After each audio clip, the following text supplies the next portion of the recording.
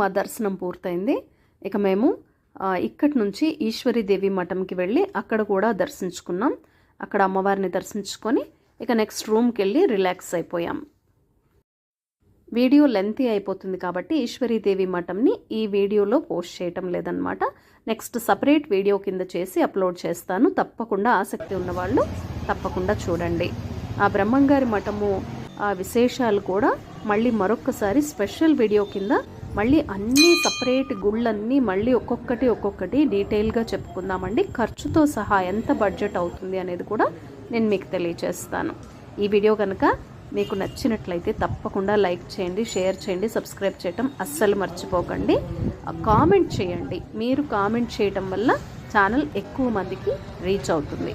ఏమైనా డౌట్స్ ఉంటే కూడా అడగండి. నాకు తెలిసిన విషయాలు నేను తప్పకుండా మీకు రిప్లై ఇస్తాను, తెలియజేస్తాను.